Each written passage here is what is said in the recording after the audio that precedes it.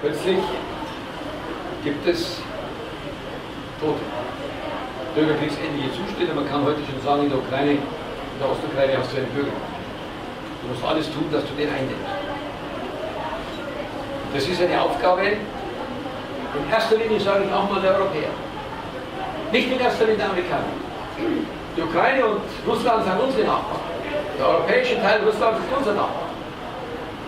Das heißt, also von der Ostukraine bis zur Westukraine sind 800 Kilometer. Wenn da mal was passiert, meine sehr verehrten Damen und Herren, dann werden wir da Erschütterungen erleben. Das geht an bei den Flüchtlingen, die da zu Zehntausenden kommen, da ist kein Meer und nichts dazwischen. Bis hin zu den Dingen, die wir dann, und Europa wird wieder ein Stück das, was sie eigentlich ist, auch eine Art Friedensunion, Sicherheitsunion etc. Und es ist sehr gut, stellen Sie mir vor, da würden jetzt 28 Außenminister, 28 Premierminister da rumtouren in Kiew und völlig sinnlos. Da muss eine, entweder Beauftragte oder eine Stelle, muss das sozusagen in die Hand nehmen. Entweder sagen jetzt die OSZE soll das übernehmen, weil wir Partei sind, die Europäer. Am Ende kann das nur folgendermaßen ablaufen.